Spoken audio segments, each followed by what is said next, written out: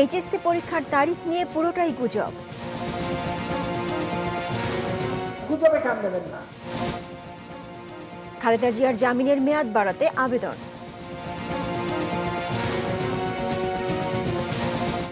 গণস্বাস্থ্য হাসপাতালেও শুরু হলো করোনা পরীক্ষা।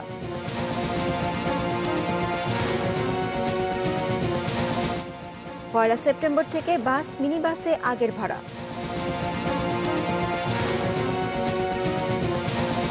শ্রদ্ধা ভালোবাসায় সাংবাদিক কথাশিল্পী রাহাত খানের চিরবিদায়।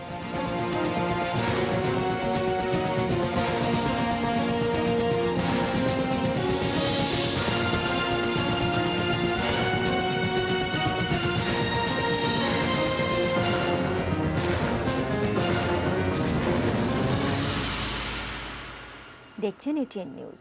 রাত ৮টার নিউজ আওয়ারে সঙ্গে আছি আমি উর্মি আহসান। শুনছিলেন সংবাদ শিরোনাম। VSL, Angle, Channel, HB, VSL, Bikrampur steel limited. এবারে পুরো সংবাদ।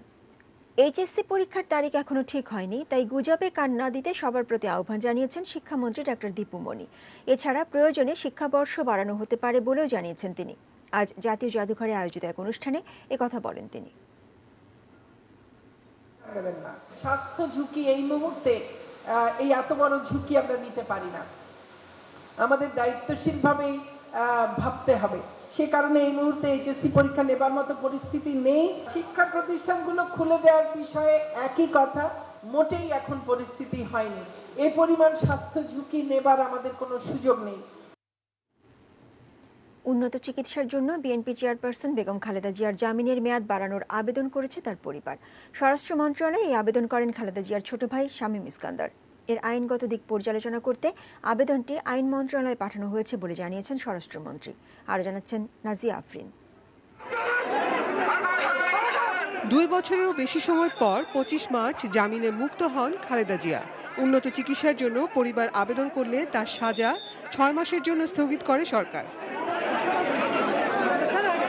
24 সেপ্টেম্বর শেষ হতে যাচ্ছে 6 মাস। এর 1 মাস আগেই জামিনের মেয়াদ বাড়ানোর আবেদন করা হলো। এতে উন্নত চিকিৎসার জন্য খালেদা জিয়াকে প্রয়োজনে বিদেশ নেওয়ার অনুমতি চাওয়া হয়েছে। আবারও সেটা দরখাস্ত করা হয়েছে এবং সেই দরখাস্তে যাতে তা উচ্চতর চিকিৎসার ব্যাপারে যে কোনো জায়গায় যদি ম্যাডামের যেতে চান তাহলে সে অনুমতিও বোধহয় চাওয়া হয়েছে। কিন্তু বিষয়টি সম্পূর্ণভাবে ম্যাডামের ব্যক্তিগত ব্যাপার। তিনি কোথায় চিকিৎসা করবেন, দেশের না বাইরে, সেটা তার উপরে নির্ভর করে। খালেদা জিয়ার জামিনের মেয়াদ বাড়ানোর সুযোগ রয়েছে কিনা তার যাচাই বাছাই করবে আইন মন্ত্রণালয়। চিঠি আমাদের কাছে একটা মঙ্গলবার দিন আসছে, আমরা আইন মন্ত্রণালয়ে পাঠিয়ে দিচ্ছি পরবর্তী অ্যাকশনের জন্য। বিবেচনা করবো কি করবো না সেটা হলো পরের ব্যাপার। বিএনপি চেয়ারপারসনের আইনজীবী বলছেন, বেগম জিয়ার চিকিৎসার জন্য জামিন নিলেও করোনার কারণে এটি ব্যাহত হয়েছে। তার জামিনের বিষয়ে মানবিক দিকটি সরকার খেয়াল রাখবে বলে আশাবাদী তিনি। তার সাজা স্থগিত করার কোনো অসুবিধা সরকারের নাই, এটা একটা মানবিক দায়িত্ব। এমনকি সরকার ইচ্ছা করলে তাকে সে সাজা শাস্তি সম্পূর্ণভাবে মকুব করে দিতে পারেন। এখানে কোনো শর্তবিহীন অবস্থাও পারেন, শর্ত দিয়েও পারেন। Nazia Afrin, ATN news, Dhaka. Post Covid follow up clinic চালু হয়েছে বঙ্গবন্ধু শেখ মুজিব মেডিকেল বিশ্ববিদ্যালয় বিএসএমএমইউতে। এদিকে আরটিপিসিআর ল্যাবে করোনা পরীক্ষা শুরু হয়েছে গণস্বাস্থ্য হাসপাতালে। করোনায় আক্রান্তের পর যারা সেরে ওঠেন তাদের দেহে তৈরি হয় নানা সমস্যার, আর তাই হাসপাতাল থেকে ছাড়পত্র পাওয়ার পর কোভিড মুক্তিদের দীর্ঘমেয়াদী ফলোআপের জন্য ক্লিনিক চালু করল বিএসএমএমইউ। পোস্ট ফলো আপে আক্রান্ত রোগীদের হার্ট, কিডনি, লিভার সহ বিভিন্ন পরীক্ষা শেষে তাদের সুচিকিৎসার ব্যবস্থা করা হবে। এ সেবা করোনা রোগীদের পুরোপুরি সুস্থ হতে ভূমিকা রাখবে। ফুসফুসের হলে রেসপিরেটরি মেডিসিন, ব্রেইনের হলে নিউরোলজি, তারপর ফিজিক্যাল মেডিসিন, কিডনির হলে নেফ্রোলজি, প্রত্যেকটা ডিপার্টমেন্টে আমরা এটার জন্য রেফার করব। অন্যদিকে আরটিপিসিআর ল্যাবে করোনা পরীক্ষা শুরু করেছে গণস্বাস্থ্য হাসপাতাল। উদ্বোধনী অনুষ্ঠানে প্রধান অতিথির বক্তব্যে বিএসএমএমইউর সাবেক উপাচার্য অধ্যাপক নজরুল ইসলাম জানান, একক কোনো সোর্সের কাছ থেকে করোনার ভ্যাকসিন নেওয়া ঠিক হবে না বাংলাদেশের। আমরা যদি একটা সোর্স থেকে ভ্যাকসিন নেই এবং সে যদি বলে আমাদের একটা অসুবিধা হয়েছে আমরা দিতে পারছি না, ইচ্ছা করে করতে পারে, সুতরাং মোর দেন ওয়ান সোর্স হলে তখন আমি একে এ নিয়ে দিলে ওকে দিব। আর ডাক্তার জাফরুল্লাহ চৌধুরী বলেছেন, করোনা বিষয়ে বিশেষজ্ঞদের পরামর্শ শুনে না সরকার। সরকারের একটা অপরিমাণ দর্শিতা, তাদের কোনো চিন্তা না করে কথা বলা, কোনো বিশেষজ্ঞের উপদেশ না নেওয়া। যেমন ওনাদের বিশেষজ্ঞ রয়ে গেছেন আবদুল্লাহ, তার সাথে কয়বার তার পরামর্শ নিয়েছেন, প্রধানমন্ত্রীরা উনি এইটাতে। এদেরকেও তারা গভর্নমেন্টের তার পরামর্শ নেওয়া উচিত, তাকে তার রাখা এটা করছে না। গণস্বাস্থ্য হাসপাতালের আরটিপিসিআর ল্যাবে করোনা পরীক্ষায় সর্বোচ্চ খরচ হবে ৩,০০০ টাকা। Towhid Sourav, ATN news, Dhaka. গণপরিবহনে আগের ভাড়া কার্যকর হবে 1 সেপ্টেম্বর থেকে। তবে করোনা পরিস্থিতিতে অবশ্যই মানতে হবে স্বাস্থ্য সুরক্ষার সব শর্ত। সকালে ঢাকা সড়ক জোনের কর্মকর্তাদের সঙ্গে ভিডিও কনফারেন্সে অংশ নিয়ে এ বিষয়ে জানান সড়ক পরিবহন ও সেতুমন্ত্রী ওবায়দুল কাদের। সম্রাট আনোয়ারের রিপোর্ট।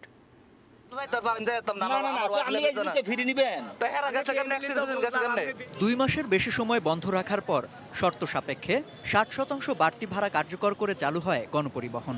তারপর থেকে ভাড়া নিয়ে বিবাদের এমন ঘটনা নিয়মিত। শুরুর সতর্কতা খুব বেশি দিন ধরে রাখতে পারেনি গণপরিবহন। যাত্রীরাও তাদের সতর্কতায় ঢিল দিয়েছেন, যার ফলে বাড়তি ভাড়া দিয়েও স্বাস্থ্য সুরক্ষা নিশ্চিত হয়নি।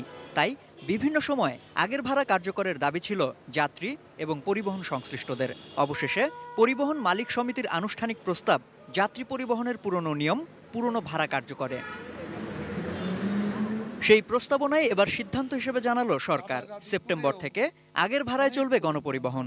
সামগ্রিক পরিস্থিতি এবং জনস্বার্থ বিবেচনা করে শেখ হাসিনা সরকার আগামী 1 সেপ্টেম্বর হতে গণপরিবহনের আগের নির্ধারিত ভাড়ায় ফিরে যাওয়ার সিদ্ধান্ত নিয়েছে। তবে করোনা পরিস্থিতিতে স্বাস্থ্য সুরক্ষায় মাস্ক, হ্যান্ড স্যানিটাইজারের ব্যবহার, গাড়িতে জীবাণুনাশক ছেটানো, সিটের অতিরিক্ত যাত্রী না নেওয়ার মতো বেশ কিছু শর্ত মানতে হবে পরিবহন সংশ্লিষ্টদের। সকলকে অবশ্যই মাস্ক পরিধান করতে হবে, হাত ধোয়ার জন্য পর্যাপ্ত সাবান পানি অথবা হ্যান্ড স্যানিটাইজারের ব্যবস্থা করতে হবে। আগের ভাড়ায় গণপরিবহন চলাচলের সিদ্ধান্তে আর্থিক চাপ কিছুটা কমলেও স্বাস্থ্য সুরক্ষা নিয়ে শঙ্কায় যাত্রীরা। সবার তো সাফার করতে হচ্ছে, ভাড়া কমলে অবশ্যই আমরা একটা অ্যাজ ইউজুয়াল ভাবে চলতে পারলাম। গণপরিবহনে যেহেতু চড়তেই হবে, সেক্ষেত্রে নিজের সেফটিটা নিজেই নিতে হবে। যখন করোনার ভয়ে মানুষ বেশি ভীত ছিল, তখনই প্রশাসনের কড়াকড়ি উপেক্ষা করে গণপরিবহনে চলেছে নিয়ম ভাঙার প্রতিযোগিতা।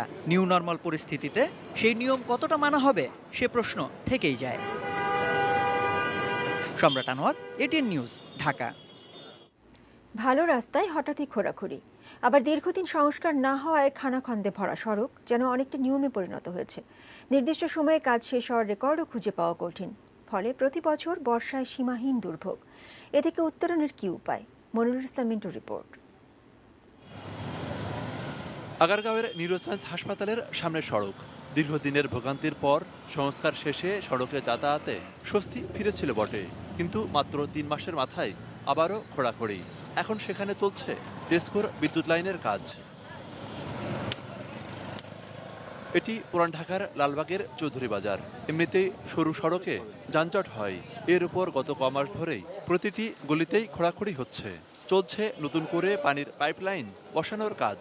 ফলে দিনের বেশিরভাগ সময় এখানে থাকে যানজট, মাঝে মধ্যে জলজটও। মানুষের আসা যাওয়া করতে অনেক সমস্যা হচ্ছে, আবার বৃষ্টি আসলে পুরো ড্রেন জাম হয়ে থাকে। এক জায়গায় না তো এদিক করে কতক্ষণ, ওই রোডে যায় কতক্ষণ, ওই মোড়া রোডে যায় কতক্ষণ, বাহিরে বড় ওদিকে যায় কতক্ষণ, এই তো চলছে। কিন্তু একটা রোড খুঁজে যে মানুষে ক্লিয়ার করে আরেকটা রোড ধরে, কিন্তু তাদের ভিতরে এটা নাই। প্রধানমন্ত্রীর কার্যালয়ের নির্দেশনা ছিল গুরুত্বপূর্ণ কারণ ছাড়া সড়কের কাজ 31 মে অর্থাৎ বর্ষার আগেই শেষ করতে হবে এবং একটি সড়ক খোঁড়ার 28 দিনের মধ্যে সব কাজ শেষ করতে হবে। কিন্তু মিরপুর এই 10 নম্বর থেকে 14 নম্বর পর্যন্ত এই সড়কটি দীর্ঘ 6 মাসেরও বেশি সময় ধরে কাজ চলছে। ফলে সেই নির্দেশনা কতটুকু বাস্তবায়ন হচ্ছে সে কথা বোঝাই যায়। রিক্সা উল্টে যায়, বাচ্চা নিয়ে পড়ে যায়, প্রচণ্ডভাবে অ্যাক্সিডেন্ট হয় ওই 4 নম্বর ওই পয়েন্টটাতে। কাজের শেষ দেখছি না, এটা যে কবে নাগাদ শেষ হবে, মানুষের দুর্ভোগ কবে শেষ হবে, এটা মানে সাধারণ মানুষের বোঝা খুব মুশকিল। এমন অবস্থা হয় প্রতি বছরই। এক সংস্থার কাজ শেষ হতে না হতেই শুরু হয় আরেক সংস্থার খনন কাজ। ক্ষতবিক্ষত হয় প্রধান সড়ক থেকে অলিগলি আর বাড়ে নাগরিকদের হাহুতাশ। আপনার ওয়াসা বলেন, তারপরে গ্যাস লাইন বলেন, সব লাইন হচ্ছে আপনার ওরা রাস্তা করার পরে ওদের কার্যক্রম করে। রাজধানীতে অন্তত স্বাস্থ্যসেবা সংস্থা কাজ করে, ব্যক্তি উদ্যোগ ছাড়াও সড়কে খোঁড়াখড়ি করে আরও কয়েকটি প্রতিষ্ঠান। নগর পরিকল্পনাবিদ বলছেন এসবের সমন্বয়ের দায়িত্ব নিতে হবে সিটি কর্পোরেশনকেই। উচ্চ ক্ষমতা সম্পন্ন মেট্রোপলিটন অথরিটি, এই অথরিটির অধীনে সব সংস্থাগুলোকে নিয়ে আসতে হবে এবং এই যে অথরিটি তার অধীনেও রাজ্যকে নিয়ে আসতে হবে। Monirul Islam Mintu, ATN news, Dhaka. আবারও বেপরোয়া কিশোর গ্যাং। উত্তরখানে রিকশা চালককে মারধরের প্রতিবাদ করায় ছুরিকাঘাতে খুন করা হয়েছে কলেজ ছাত্র সোহাগকে। তারা কিশোর আদনান কবির খুনের সঙ্গেও জড়িত বলেও দাবি এলাকাবাসীর। এরই মধ্যে একজনকে গ্রেপ্তার করেছে পুলিশ। উত্তরা পাবলিক কলেজের দ্বিতীয় বর্ষের শিক্ষার্থী সোহাগ আহমেদ ২৭ তারিখ বৃহস্পতিবার রাতে উত্তরখানের রাজাবাড়ি খ্রিস্টানপাড়া এলাকায় ওই রাস্তায় থাকা সিসিটিভি ফুটেজে দেখা যায় রাত ৮টা ৩৬ একটি অটোরিকশা যাওয়ার সময় দল বেঁধে চলা কিশোরদের একজনের পায়ে ছিটকে আসে রাস্তায় জমে থাকা পানি। এরপর অটোরিকশা চালককে থামিয়ে তারা মারধর শুরু করে। এর প্রতিবাদ করেন সোহাগ। শুরু হয় বাকবিতণ্ডা। 7 মিনিটের এই বাকবিতণ্ডায় সোহাগকে ছুরিকাঘাত করে ৮টা ৪২ সেখান থেকে পালিয়ে যায় কিশোররা। ওই জায়গায় থেকে ঝগড়াটা এই জায়গা পর্যন্ত আসে, আসার পরে এই জায়গায় ঠেলা ঠেলে হওয়ার পরে এক পর্যায়ে ওই ছেলেগুলা সোহাগরে আঘাত করছে। আঘাত করার পর সোহাগ এই জায়গায় পড়ে গেছিল। কিশোরদের দলনেতা হৃদয় সহ 7 জনের বিরুদ্ধে উত্তরখান থানায় হত্যা মামলা দায়ের করেছে তার পরিবার। উত্তরা ৮ নম্বর সেক্টরে থাকা অবস্থায় হৃদয় ও তার পরিবারের নামে মাদক বিক্রি সহ নানা অভিযোগ ওঠায় সেখান থেকে উত্তরখানে নানা বাড়িতে চলে আসে। হচ্ছে আপনার ৮ নম্বর সেক্টরের কিশোর গ্যাংয়ের সাথে জড়িত। হৃদয়ের বড় ভাই, হৃদয়ের বাবা সবাই হচ্ছে ইয়াবার ব্যবসা করে। ওদের নামে হচ্ছে উত্তরা থানা ও বেশ কিছু জিডি রয়েছে। অসংখ্য অভিযোগ আছে, ওই এলাকা থেকে ওদেরকে বের করে দিছে। পরিবারের সবচেয়ে ছোট সদস্য সোহাগকে হারিয়ে পরিবারে চলছে স্বজনদের আহাজারি। সন্তান হত্যার সুষ্ঠু বিচার চান তারা।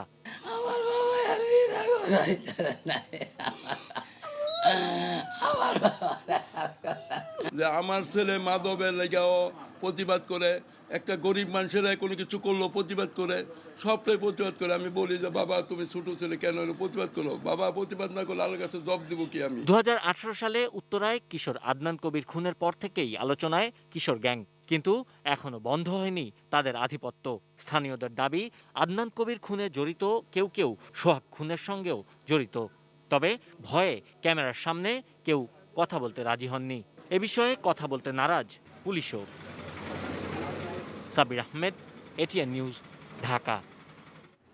শ্রদ্ধা ভালোবাসায় চিরবিদায় জানানো হয়েছে কথা সাহিত্যিক সাংবাদিক রাহাত খানকে। জাতীয় প্রেস ক্লাবে জানাজা শেষে দুপুরে তাকে দাফন করা হয় মিরপুর বুদ্ধিজীবী কবরস্থানে। রিপোর্ট করছেন মাহফুজা মুসলিহি।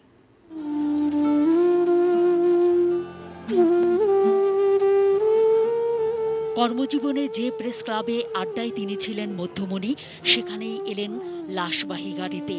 শোকার্ত সহকর্মী, বন্ধু আর শুভানুধ্যায়ীরা রাহাত খানকে শেষ শ্রদ্ধা জানালেন। দিলুর গল্প প্রথম জীবনেই কিশোর কিশোরীদের জন্য লেখা বইটি তাকে তুমুল জনপ্রিয়তা এনে দিয়েছিল। কলেজের শিক্ষকতা ছেড়ে 1969 সালে সাংবাদিকতা শুরু করেছিলেন দৈনিক সংবাদের মাধ্যমে। দীর্ঘ সময় ছিলেন দৈনিক ইত্তেফাকের ভারপ্রাপ্ত সম্পাদক এবং বাসুস এর পরিচালনা বোর্ডের চেয়ারম্যান। মৃত্যুর আগ পর্যন্ত ছিলেন দৈনিক প্রতিদিনের সংবাদের সম্পাদক। জাতীয় প্রেস ক্লাবে অনুষ্ঠিত হয় সাহিত্যের 2 শাখায় অবদান রাখা বাংলা একাডেমি পুরস্কার ও 21 পদক পাওয়া এই গুণীজনের নামাজে জানাজা। এতে অংশ নেয়ার পর তার মরদেহে ফুল দিয়ে শ্রদ্ধা জানান সাংবাদিক, সাহিত্যিক, রাজনীতিবিদ ও সাংস্কৃতিক অঙ্গনের সর্বস্তরের মানুষ। তারা বলেন, শুধু সাহিত্যে নয়, সাংবাদিকতায়ও রাহাত খান কিংবদন্তি তুল্য। একদম শয্যাশায়ী হওয়া পর্যন্ত তিনি লিখতেন, বিভিন্ন পত্রপত্রিকার জন্য লিখতেন, উপন্যাস লিখতেন, ছোট গল্প লিখতেন। রাহাত খানের সাহিত্য বিচার তাকে পাঠের পরে আপনারা করবেন, এটুকুই আজ তরুণদের কাছে, আপনাদের সবার কাছে আমার নিবেদন। জাতীয় প্রেস ক্লাব নয়, সারা জাতি বাংলাদেশের সাহিত্যের সাংবাদিকতার যে ক্ষতি হয়েছে তা অপূরণীয়। বরেণ্য সাংবাদিক রাহাত খান সহ অন্যান্য যারা, তাদের জন্য তথ্য মন্ত্রণালয় পক্ষ থেকে যদি কোনো সহায়তার প্রয়োজন হয় আমরা সেটি করব। পরিবারের সদস্যরাও প্রিয় স্বজনকে বিদায় জানাতে এসে স্মৃতিচারণ করেন শ্রদ্ধায়, ভালোবাসায়। আমার চোখে ওয়ান অফ দি বেস্ট আমার বাবা ছিলেন। একটা কথাই বলতেন, মানুষের সাথে কোনোদিন খারাপ ব্যবহার করবে না। শ্বশুর শুধু আমার শ্বশুর ছিলেন না, আমি ওনাকে বাবা বলে ডাকতাম। আমার দাদু আমার অনুপ্রেরণা এগিয়ে চলার জন্য। আপনাদের যদি কোনো দাবি দেওয়া থাকে আল্লাহর রাস্তায় মাফ করে দেবেন। Mahfuza Muslehi, ATN news, Dhaka. এবারে বাজেট বিরতি নিচ্ছি, এর পর আরো থাকছে।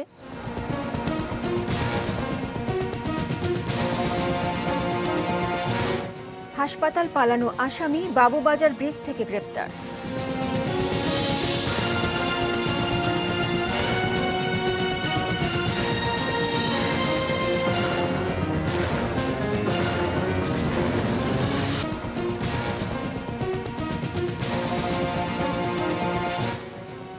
এইচএসসি পরীক্ষার তারিখ নিয়ে পুরোটাই গুজব।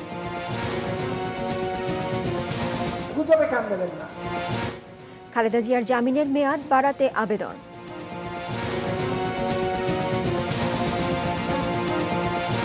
গণস্বাস্থ্য হাসপাতালেও শুরু হলো করোনা পরীক্ষা।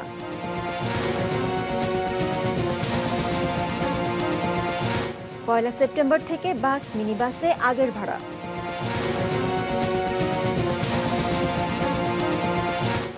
শ্রদ্ধা, ভালোবাসায় সাংবাদিক কথাশিল্পী রাহাত খানের চিরবিদায়।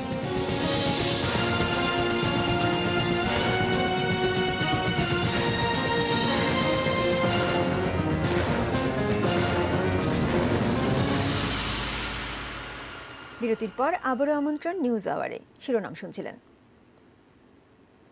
পুরান ঢাকার সলিমুল্লাহ মেডিকেল কলেজ হাসপাতাল থেকে পলাতক মাদক মামলার আসামি মিন্টু মিয়াকে আবারও গ্রেপ্তার করা হয়েছে। পুলিশের গাফিলতি আর হাসপাতালটিতে আসামিদের নিরাপত্তার অভাব রয়েছে বলে অভিযোগ হাসপাতাল কর্তৃপক্ষের। এই ঘটনায় 3 কারারক্ষীকে সাময়িক বরখাস্ত করেছে কারা কর্তৃপক্ষ। মাদকের একটি মামলায় কেরানীগঞ্জের কেন্দ্রীয় কারাগারে ছিলেন মিন্টু মিয়া। শ্বাসকষ্ট দেখা দিলে শুক্রবার সন্ধ্যায় কারা কর্তৃপক্ষ তাকে মিডফোর্ড হাসপাতালে ভর্তি করে। মিন্টু মিয়ার নিরাপত্তার দায়িত্বে ছিল 3 জন পুলিশ।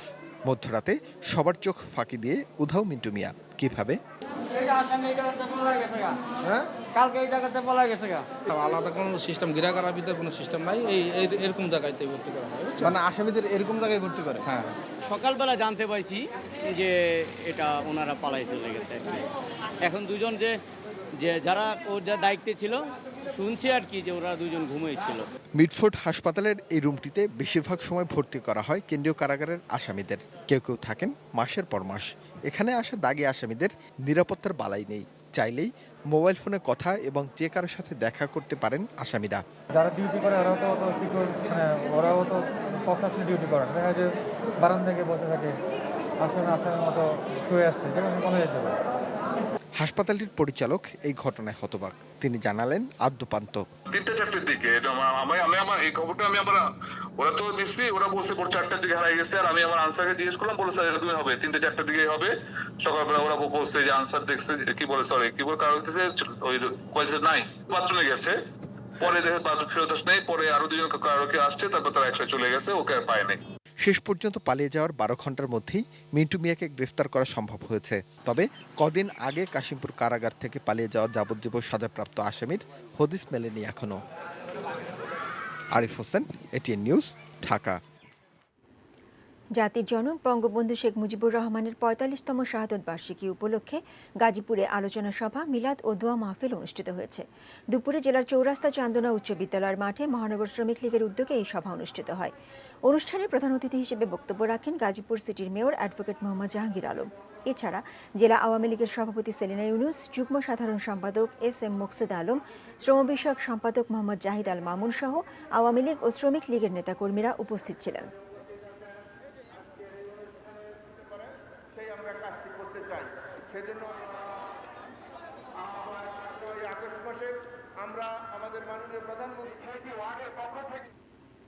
অবসরপ্রাপ্ত মেজর সিনহা মোহাম্মদ রাশেদ খান হত্যা মামলায় 3 সাক্ষীকে আবারও 4 দিনের রিমান্ডে নিয়েছে র্যাব। সকালে নুরুল আমিন, নিজামুদ্দিন ও মোহাম্মদ আয়াজকে কক্সবাজার জেলা সদর হাসপাতালে স্বাস্থ্য পরীক্ষার পর র্যাবের একটি দল তাদের হেফাজতে নেয়। গত 25 আগস্ট দ্বিতীয় দফায় এই 3 সাক্ষীর 4 দিনের রিমান্ড মঞ্জুর করেন কক্সবাজারের সিনিয়র জুডিশিয়াল ম্যাজিস্ট্রেট তামান্না ফারা। এর আগেও গত 20 আগস্ট প্রথম দফায় এই 3 জনকে 7 দিনের রিমান্ডে পাঠানো হয়। 31 জুলাই মেজর সিনহা ও তার সঙ্গে থাকা সিপাতের বিরুদ্ধে মাদক ও পুলিশকে দায়িত্ব পালনে বাধা দেওয়ার অভিযোগে টেকনাফ থানায় মামলা করে পুলিশ। উপপরিদর্শক নন্দদুলাল রক্ষীদের দায়ের করা ওই মামলায় এই 3 জনকে সাক্ষী দেখানো হয়েছিল।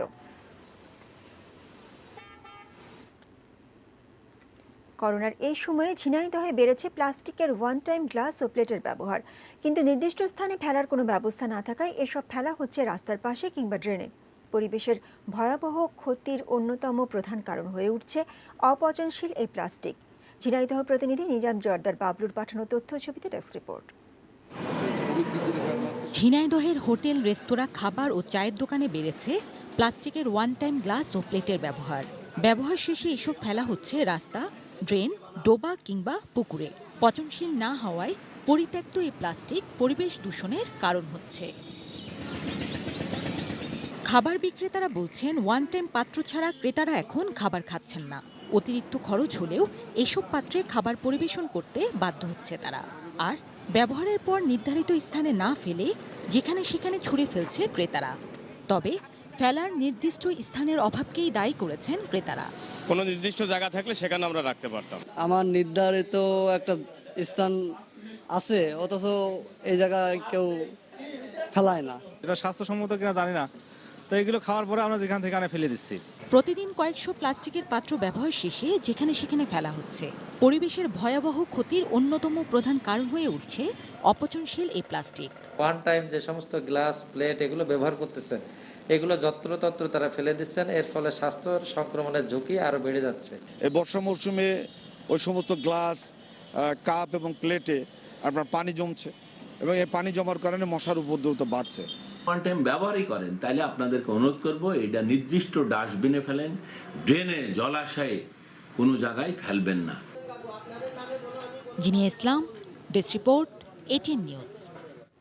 এবারে সোশ্যাল ইসলামী ব্যাংক লিমিটেড বাণিজ্য সংবাদ।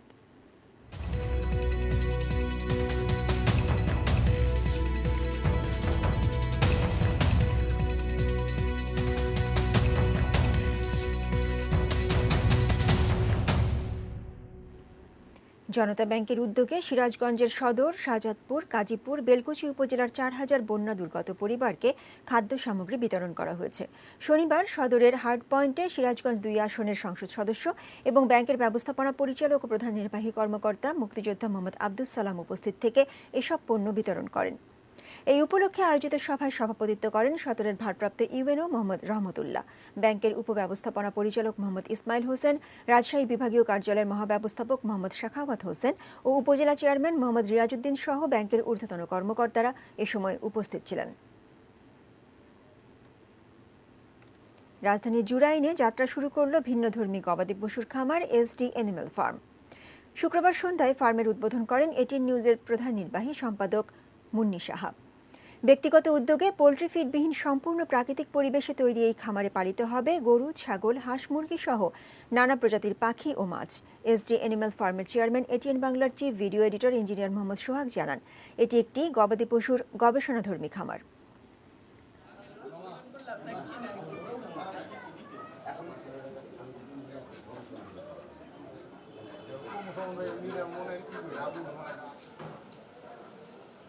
আমার সন্তান, আমার বন্ধু বান্ধব, আমার কলিগ অনেকে কিন্তু আমি নিজের চোখে দেখতে পাচ্ছি যে একটা পোলট্রি ফিড খাওয়া খুব দ্রুত বৃদ্ধি করতেছে। তবে সে মাংসের পরিমাণ বেশি খাচ্ছে, অর্থাৎ বিষের পরিমাণও বেশি খাচ্ছে। তা আমার স্বপ্ন একটাই যে আমি যদি ব্যবসা করি, পোলট্রি ফিডবিহীন ব্যবসা করবো, আগ্রহী ব্যবসা করবো। আগে একটা রিসার্চ ইনস্টিটিউট, যে আসলে কেন মানুষ এত লোভ করতেছে কিন্তু লাভ হচ্ছে না। মেটাল প্রেজেন্টস কৃষি সংবাদ, সুজলা সুফলা।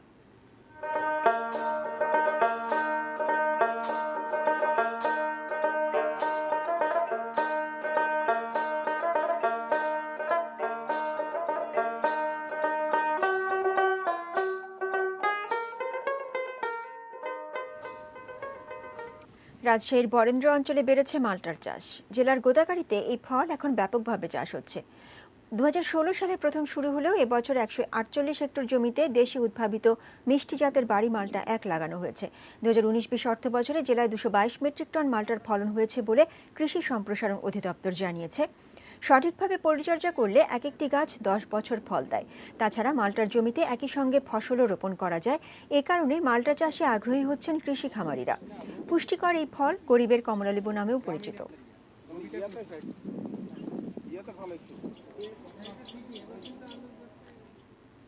আবারও বাজেটের বিরতির পর আরও থাকছে।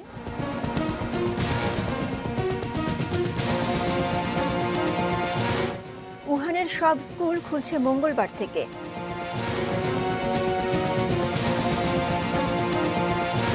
বার্সেলোনা ছেড়ে ম্যান সিটি যাচ্ছেন মেসি।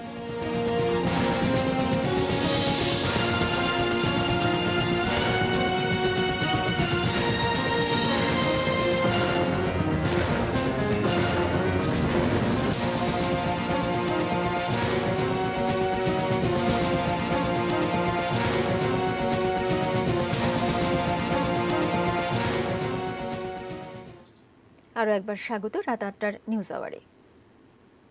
এবারে দেশের বাইরের খবর।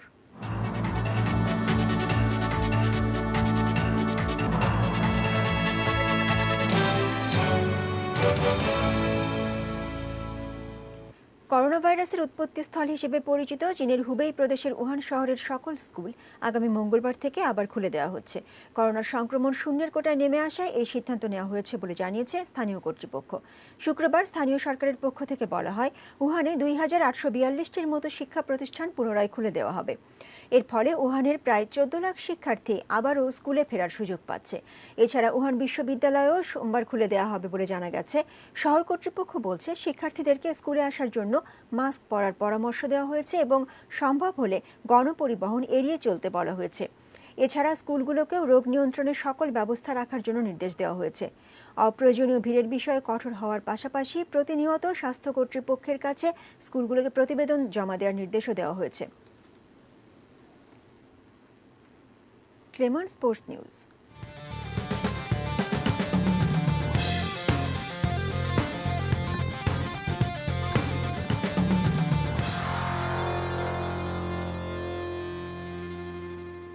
ক্লাব ছাড়ার সিদ্ধান্ত জানিয়ে বার্সেলোনাকে চিঠি দিয়েছেন মেসি। যদিও সমস্যার সমাধান এখনো হয়নি, তবে বিভিন্ন গণমাধ্যমে গুঞ্জন রয়েছে বার্সা ছাড়লে মেসি ম্যানচেস্টার সিটিতেই যাবেন। আন্তর্জাতিক গণমাধ্যমে এখন কোটি টাকার প্রশ্ন, মেসি বার্সা ছেড়ে কোথায় যাচ্ছেন? ফরাসি পত্রিকা ইকুইপের খবরে বলা হয়েছে, পিএসজিকে মেসির বাবা জানিয়ে দিয়েছেন মেসি ম্যানচেস্টার সিটিতে যেতে চান। দিন কয়েক আগে মেসির বাবা ম্যানচেস্টার সিটিতে গিয়েছিলেন এমন খবর বেরিয়েছে ব্রিটেনের পত্রিকায়। এরপর থেকেই ম্যানচেস্টার সিটিতে খেলার ব্যাপারে মেসিকে নিয়ে গুঞ্জন ডালপালা ছড়িয়েছে। এদিকে স্প্যানিশ পত্রিকা মার্কা খবর দিয়েছে, বার্সাকে নিজের সিদ্ধান্ত জানানোর আগে সাবেক গুরু পেপ গার্দিওলার সঙ্গে ফোনে কথা বলেছেন মেসি। গার্দিওলাকে তিনি জানিয়েছেন আরও 2টি ব্যালন ডিওর জিততে চান মেসি, আর এটা একমাত্র গার্দিওলার অধীনেই সম্ভব। গণমাধ্যমে এসব খবর এলেও ম্যানচেস্টার সিটি কিংবা গার্দিওলার পক্ষ থেকে এ নিয়ে কোনো কিছু বলা হয়নি।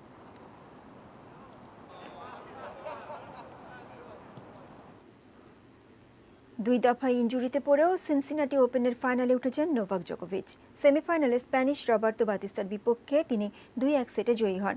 বাতিস্তার বিপক্ষে র্যাঙ্কিংয়ে শীর্ষে থাকা জোকো ফেভারিট হলেও প্রথম সেটে ঘাড়ের ইনজুরির কারণে হেরে বসেন তিনি। 6-4 গেমে জিতে সেমিফাইনালের উত্তাপ বাড়িয়ে দেন স্প্যানিশ বাতিস্তা। দ্বিতীয় সেটে এগিয়ে থাকলেও আবারও ঘাড়ে আঘাত পান জোকোভিচ। তবে কোর্টে ফিরে তিনি দ্বিতীয় সেট জিতে নেন 6-4 গেমে। তৃতীয় সেটে হাড্ডাহাড্ডি লড়াই হয় জোকোভিচ ও বাতিস্তার মধ্যে। সেটও গড়ায় টাই ব্রেকে, তবে শেষ পর্যন্ত জোকোর অভিজ্ঞতা আর কৌশলের কাছে পেরে ওঠেনি বাতিস্তা। 7-6 গেমে জিতে ফাইনাল নিশ্চিত করেন জোকোভিচ। শিরোপার লড়াইয়ে জোকোর প্রতিপক্ষ কানাডার মিলোস রাওনিক। তিনি শেষ 4-এ হারান গ্রিসের স্টেফানোস সিতিপাসকে।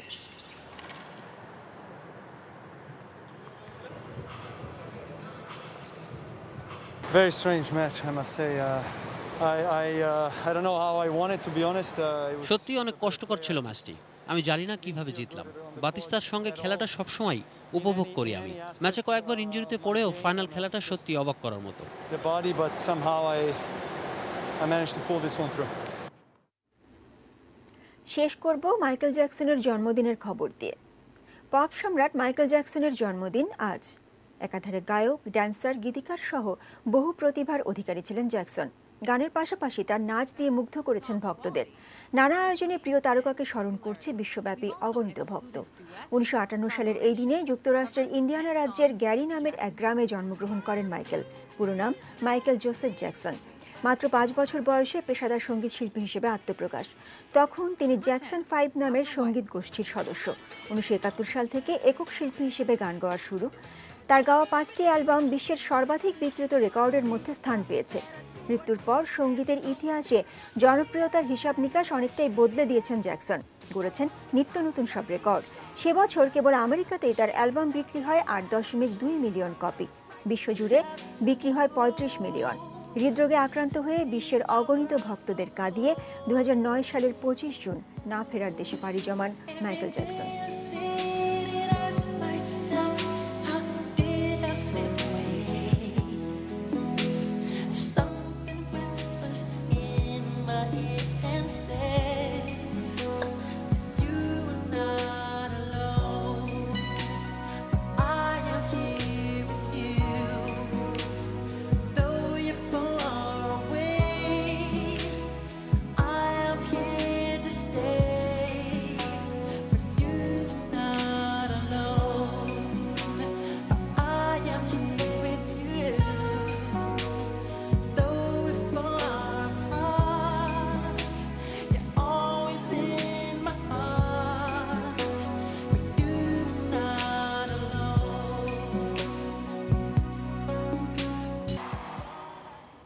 শেষ করার আগে এক নজরে শিরোনামগুলো জানিয়ে দিচ্ছি আরো একবার।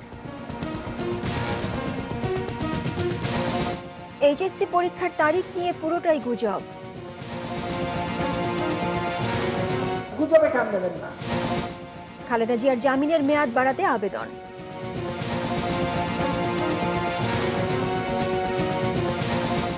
গণস্বাস্থ্য হাসপাতালেও শুরু হলো করোনা পরীক্ষা।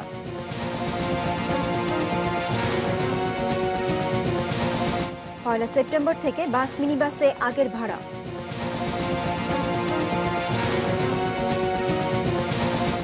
শ্রদ্ধা ভালোবাসায় সাংবাদিক কথাশিল্পী রাহাত খানের চিরবিদায়। হাসপাতাল পালানো আসামি বাবুবাজার ব্রিজ থেকে গ্রেপ্তার।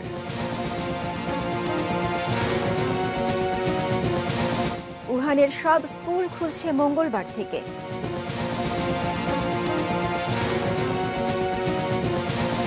এবং বার্সেলোনা ছেড়ে ম্যান সিটি যাচ্ছেন মেসি।